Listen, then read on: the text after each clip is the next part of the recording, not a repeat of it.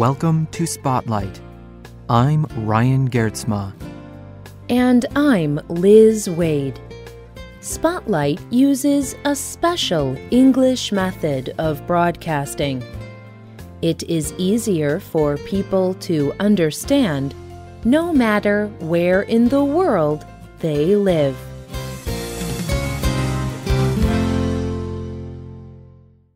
A young girl walks the land in Somalia. She is part of a nomadic tribe. They travel with their animals, goats, sheep, and camels. She watches the natural world and the animals. She lives a traditional life. But the girl is worried. Her marriage is coming soon. She is to be married to a man as old as her grandfather. Her father is forcing her to marry the man. But this young girl will not be married. Instead, she is going to have a very different life. She will travel the world. She will help children who are being harmed. She will be famous. Today's spotlight is on this woman. Her name is Waris Dirie.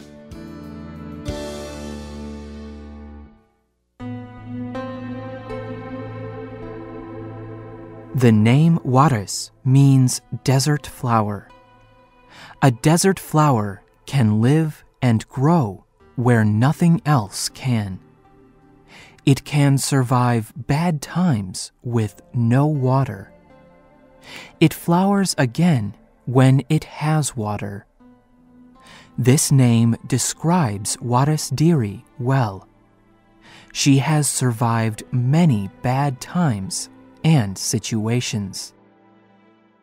When Waris was 13, she was supposed to marry a much older man. Her father had prepared this marriage. But Waris did not want to marry such an old man. She wanted to decide for herself. Several years before, her sister had also escaped a marriage like this. Her sister had gone to the capital city of Somalia, Mogadishu. So Waris told her mother that she also did not want to marry. One night, her mother woke her and said, "Go now." Waris ran into the desert. She had no shoes and no food or water. She was only wearing light clothing. She ran for days in the direction of Mogadishu. At first, her father chased her, but after some time, he stopped. He knew she would run forever to be free. Waris arrived in Mogadishu and her sister's house. But she did not stay for a long time. Soon, she left for the city of London. She traveled there to work for a Somali family, friends of her family. When the family returned to Somalia, Waris stayed. She began to work at a McDonald's restaurant to pay her rent. She earned very little money, but she was making a new life. One day, a man saw her working at McDonald's. He was a photographer. He believed she could be a model, and he was right. He took pictures of her, and soon Waris was working as a clothing model. Waris had her first modeling job in 1987. When people working in fashion and design saw the pictures, Waris got lots of work. Major companies like L'Oreal, Levi's, Revlon, and Chanel all wanted her to model for them. By 1997, Waris was very well known. She was a model for many different companies. Writers and journalists wanted to hear about her life. She had talked about some things, but finally, Waris decided to talk about a very difficult subject. Waris first talked about her past to a writer from Marie Claire magazine. Waris began speaking about female circumcision.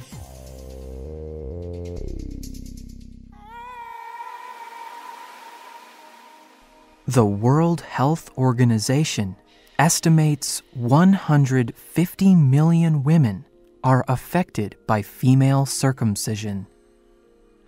This is most common in 23 African countries. But it also happens in other parts of the world, including Western countries. These women have had their external sex organs removed. These are the sex organs on the outside of the body. After they are removed, the opening is sewn closed. Female circumcision usually happens in dirty conditions. People do not use clean instruments to operate. Infection and even death are common after a circumcision. And many women continue to experience serious pain from the circumcision for the rest of their lives. Circumcised women are still able to have children, but it is dangerous. They may have problems each month when they menstruate, and usually they cannot enjoy sex. Waris spoke about female circumcision because she was circumcised. Waris was circumcised when she was only 5 years old. Waris spoke of the serious pain she felt when she was circumcised. The woman who circumcised her used a dirty, rusty knife blade.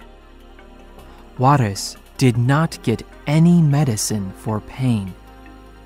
She told Bazaar magazine, "I consider female circumcision to be the worst torture that can be done to a woman. It is impossible to describe the pain." Families often circumcise their daughters at a young age. They believe that this prevents the girl from having sexual partners before marriage. Parents believe that circumcision means their daughter will be pure. This way, she can marry a good man. Like many experts, Waris calls female circumcision by the name female genital mutilation, or FGM. This name means that the female sex organs are mutilated or destroyed. They use this name to show that this tradition is wrong and dangerous. It damages women.